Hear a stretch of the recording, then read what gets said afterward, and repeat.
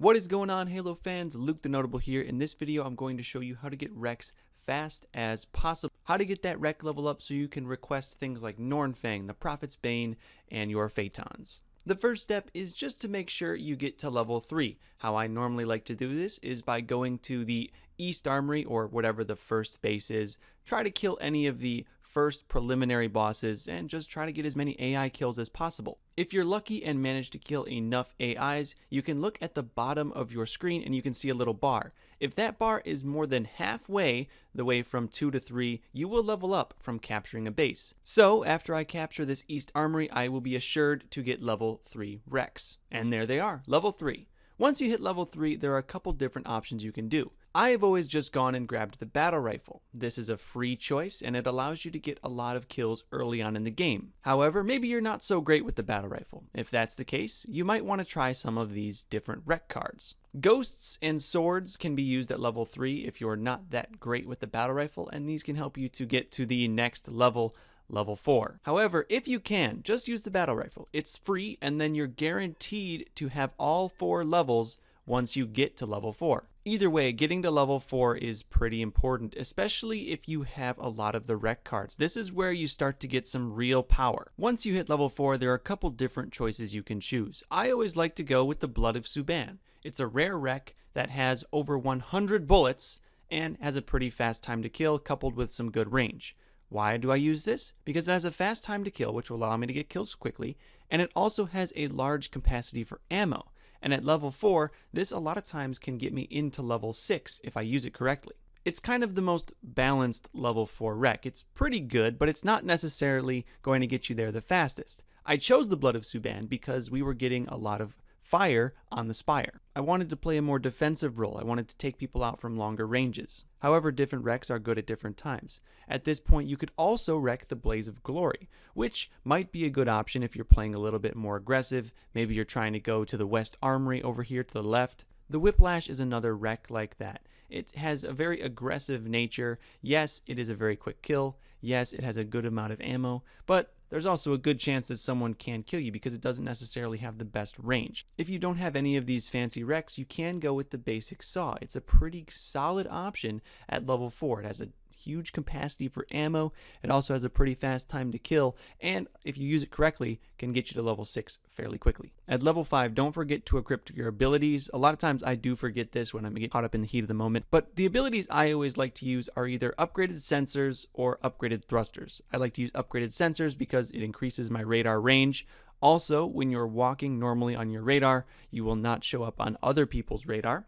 I also like to use upgraded thrusters because that allows me to sprint while also recharging my shields, which can be pretty dang helpful in Warzone. I use some of the other abilities at different times in Warzone, but for the most part, those are the 2 that I use the most. Some would argue that getting to level 6 is kind of the end of your journey here, but I would say it's just close to the end. This is a late to mid-game, and I think the end of your journey is ended when you get about level 7 and 8 REQs. You want to push into those REQs because those are the REQs that you can REQ that are going to completely dominate the map.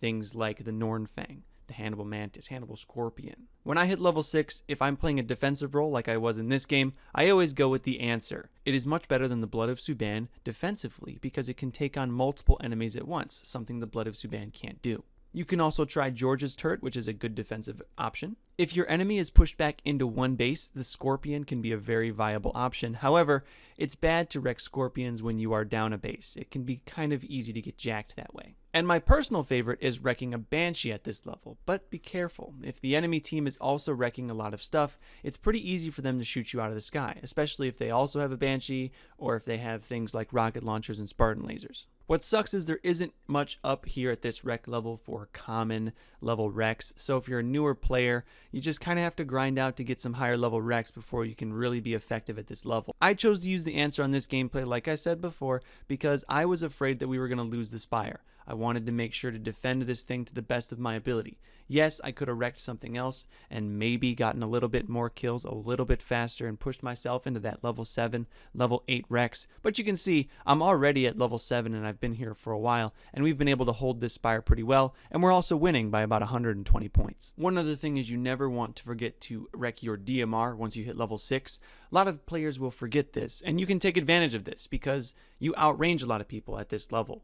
And outranging someone in Warzone when the maps are already so huge is very important. If you use these tips and pick the right weapon for the right situation, you should get your Phaeton Helios in no time. A lot of times the team that wins is the team can get the best Rex out faster because Warzone is a lot of snowballing. Snowballing meaning the problem of the other team having better Rex than you gets just worse and worse as the game goes on. Thank you all for watching. I hope you enjoyed this video. I hope that you can go and get the best Rex possible as fast as possible. If you have any other tips, please comment down below and share them with us. However, this is just the tips that I use, and keep in mind, I have everything unlocked. I try not to use the most rare and special Rex in the game, but let's be honest, guys, sometimes you have to do a little bit of grinding to get the really good stuff in this game. I tried to think of some sort of list of common Rex that you could use to maybe dominate and get your Rec level up quickly, but there just isn't enough firepower in the common tier. Thank you all for watching. If you'd like to see more Warzone stuff, please hit that like button. Also, comment down below and tell me you want more Warzone stuff. I love reading comments. It's my favorite part about YouTube. Stay notable, you guys. I'll see you in the next video.